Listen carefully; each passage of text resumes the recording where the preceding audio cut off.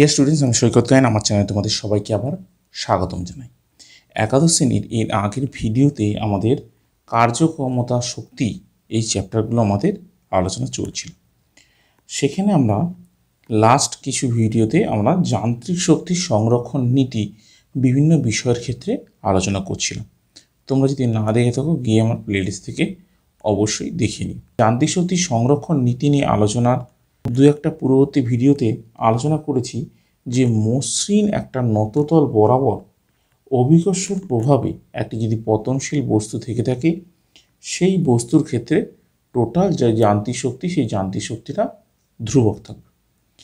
এখন বাস্তবে যে একটা মসৃণ নততল যদি আমরা নিয়ে থাকি সেই মসৃণ নততল যতটাই মসৃণ হোক না কেন তার মধ্যে কিছুটা পরিমাণ ঘর্ষণ বল কাজ করবে। মানে এই যে নততলটা আমরা নিচ্ছি এই নততলটা আমরা এর পূর্ববর্তী ভিডিওতে কি ধরেছিলাম যে এটা একদম মসৃণ, এখানে কোনো ফ্রিকশনাল ফোর্স বা ঘর্ষণ বলের কথা আমরা এখানে উল্লেখ করিনি বা আলোচনা করিনি। এখন কিছু যা আমরা এরকম তল নিয়ে থাকি সেই তল যতই মসৃণ হোক সেই মসৃণ তলের মধ্যে কিছুটা ঘর্ষণ বল কাজ করবে এবং সেই ঘর্ষণ বলটা ধরার পরে আমরা দেখব যে এক্ষেত্রে যান্ত্রিক শক্তির সংরক্ষণ নীতি মেনে চলছে কিনা সেটা আমরা ক্যালকুলেশন করে দেখব। তাই এক্ষেত্রেও সেই ছবিটা একই রকম। আমরা তিনটে বিন্দুর কথা কল্পনা করব, এ বিন্দু, বি বিন্দু এবং সি বিন্দু। এটা একদম উপরের বিন্দু, মাঝখানে একটা বি বিন্দু এবং নিচে সি বিন্দু। ছবিটা পুরোটা আগের যে ছবিটা ছিল তোমরা যদি না দেখে তো গিয়ে আমার প্লেলিস্ট থেকে দেখে নিও। তো আজকে আমরা এই ভিডিওতে এই বিষয়টা নিয়ে বিস্তারিতভাবে আলোচনা করব। তো তোমরা ভিডিওটি আগে দেখতে থাকো এবং আমার চ্যানেলে আর যদি কেউ নতুন এসে থাকো আমার চ্যানেলটি অবশ্যই সাবস্ক্রাইব করো এবং পাশের বেল আইকনটি ক্লিক করতে ভুলো না, যাতে আমাদের নতুন ভিডিও যে নোটিফিকেশান আমাদের কাছে সকলের আগে পৌঁছে। তা প্রথমে আমরা যে তিনটে বিন্দু নিয়ে আলোচনা করব, ফার্স্ট যে বিন্দুটা সেটা হচ্ছে এ বিন্দু। এ বিন্দুটা হচ্ছে একদম ওপরের বিন্দু এবং এক্ষেত্রেও আমরা ধরে নিলাম এই নিচে যে তলটা রয়েছে সিডি তল, সেই সিডি তল থেকে এ বিন্দুর উচ্চতাটা হচ্ছে এইচ। এই পজিশানে বস্তুটা একদম প্রাথমিক অবস্থায় স্থির অবস্থায় আছে এবং স্থির অবস্থায় যেহেতু আছে সেক্ষেত্রে তার শুধুমাত্র স্থিতিশক্তি থাকবে, কোনো প্রকার গতিশক্তি থাকবে না।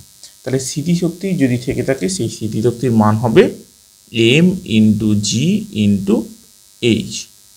এখন এই স্থিতিশক্তি প্লাস গতিশক্তি যদি শূন্য, সেই জন্য টোটাল যান্ত্রিক শক্তির মান দাঁড়াচ্ছে M into g into H.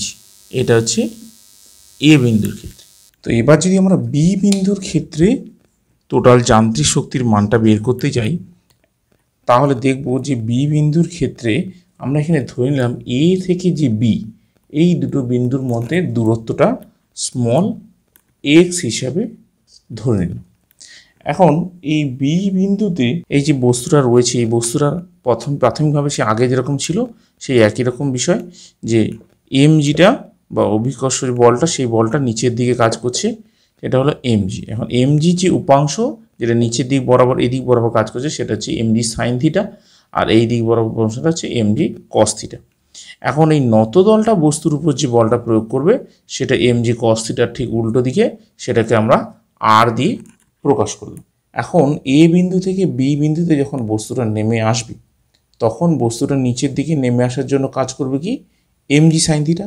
এখন এমজি সাইন থিটাকে বাধা দেওয়ার জন্য যে ঘর্ষণ বলের কথা এখানে আমরা আলোচনা করছি সেই ঘর্ষণ বলটা এমজি সাইন থিটার ঠিক বিপরীত দিকে কাজ করবে, সেটা হবে এফ এবং F equals to mu into R. মিউটা হচ্ছে চলঘর্ষক গুণাঙ্ক, আরটা হচ্ছে এই আর যেটা নততলের লম্ব প্রতিক্রিয়া বল, সেটা উপর দিকে এমজি কস থিটার ওপর দিকে কাজ করছে। তাহলে আমরা এফ সমান কি পেলাম, ধরে নিলাম মিউ ইন্টু আর। এখন মিউ ইন্টু যদি আর হয়, মিউ ইন্টু আর মানে কি এমজি কস থিটা, তাহলে এম ইন্টু জি কস থিটা। তাহলে এফ সমান দাঁড়ালো মিউ এমজি কস থিটা। তো লব্ধি যে বলটা বি বস্তুর উপর প্রযুক্ত হবে সেটা কি হবে, এই এমজি সাইন থিটা থেকে আমরা এটা বিয়োগ করব। তাহলে পি সমান আমরা লিখতে পারবো MG sine theta minus mu M G cos theta. তখন এটা নিচের থেকে যে নামছে তার বিপরীত দিকে এটা, তাহলে এইটুকু এটা থেকে এইটুকু অংশ বাদ দিলে আমরা টোটাল পি এর ভ্যালুটা পেয়ে যাব। এখন তাহলে এই বল দ্বারা যে বলটা পাবো সেই বল দ্বারা বস্তুর একটা কী হবে, ত্বরণের যে সৃষ্টি হবে, সেই ত্বরণটাকে যদি আমরা স্মল এফ দিয়ে প্রকাশ করি তাহলে এফ সমান পি ডিভাইডেড বাই এম। তাহলে পি ডিভাইডেড বাই যদি এম হয়, দুটো থেকে এম বাইরে বেরিয়ে যাবে, বা এখানে আমরা লিখতে পারি এই M G sine theta minus mu M G cos theta divided by M. তাহলে এই দুটো থেকে যদি এম বেরিয়ে যায় আর দুটো থেকে আমরা কি করলাম এক্সট্রা আরও জি কমন নিলাম, তাহলে জি যদি কমন নেওয়া হয় ভেতরে থাকছে sign theta minus mu cos theta. বোঝা গেল? এম এম কমন নিয়ে এমটা কেটে গেল আর জি জি কমন নিয়ে বাইরে বেরিয়ে গেল। তাহলে এবার যদি ভি স্কোয়ারের মানটা বের করি, বা এই বিন্দুতে আমরা যদি বস্তুটার গতিবেগ ভি ধরি, তাহলে ভি স্কোয়ারের ভ্যালুটা দাঁড়াবে 2 ইন্টু এফ ইন্টু এক্স। তাহলে 2 ইন্টু এফ ইন্টু এক্স যদি দাঁড়ায় 2 ইন্টু এফ, এফের ভ্যালু এইটা, তাহলে জি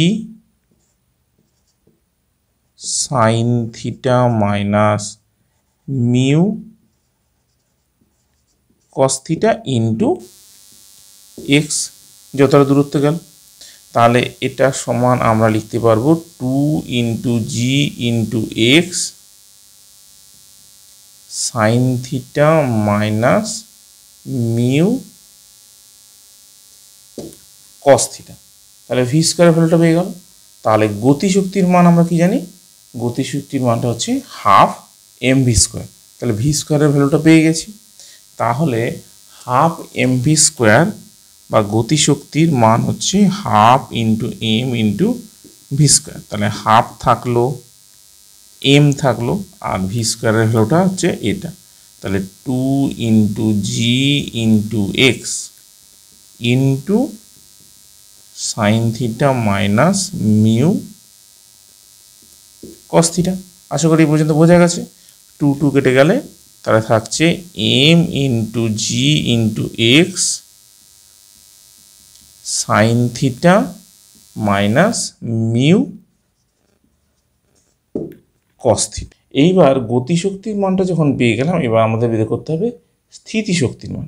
তাহলে স্থিতিশক্তির মানটা কি হবে? স্থিতিশক্তির সমীকরণ আমরা কি জানি, M G into H. H মানে এখানে হাইটটা কিন্তু এখানে কমে গেছে, তাহলে স্থিতিশক্তির মানটা হবে এম ইন্টু জি ইন্টু এই উচ্চতা, এই উচ্চতাটা মানে ডি। তাহলে M G into D E, তাহলে এইটা হবে স্থিতিশক্তির মান। তাহলে এম ইন্টু জি থাকলো, ডিই সমান আমরা কি লিখতে পারি, টোটাল যে ডি এ মাইনাস এই, এটা আমরা লিখতে পারি। তাহলে বাইরে আমাদের এম জি থাকলো, ডিএ মানে কি, ডিএ মানে হচ্ছে এইচ, টোটাল এইচটা, মাইনাস এই, এই সমান আমরা কি লিখতে পারি, দেখো এটা যদি এই অ্যাঙ্গেলটা যদি থিটা হয় তাহলে এই অ্যাঙ্গেলটা হচ্ছে থিটা, তাহলে এই সমান আমরা লিখতে পারবো এটা এক্স, এই ভ্যালুটা এক্স, তাহলে এটা এক্স, এটা থিটা, তাহলে এটা হচ্ছে এক্স সাইন থিটা। বোঝা গেল? তাহলে এখান থেকে যদি বের করি M G H minus M G X sine theta, তাহলে এইটা পেয়ে গেলাম আমরা স্থিতিশক্তির মান, আর এটা পেয়ে গেলাম গতিশক্তির মান। তাহলে টোটাল যদি যান্ত্রিক শক্তির মানটা বের করতে হয়, এটার সঙ্গে এটা আমাদের যোগ করতে হবে। তাহলে এটার সঙ্গে এটা যদি আমাদের যোগ করতে হয় যান্ত্রিক শক্তির মান, তাহলে দাঁড়াচ্ছে, দেখো প্রথমে স্থিতিশক্তিটাই লিখি, m G H minus m into g into x sine theta, এটা হলো স্থিতিশক্তি, যুক্ত এটাকে একদম গুণ করে লিখি, mgx sign theta minus mgx mu cos theta. এবার দেখো এই mgx সাইন থিটা আর এই mgx সাইন থিটা কেটে যাবে, তাহলে থাকবে হচ্ছে এখান থেকে mgh minus mgx mu cos theta. এই ভ্যালুটা থাকলো, এই দুটো বাদ হয়ে গেলে এই দুটো ভ্যালু আমাদের থাকলো।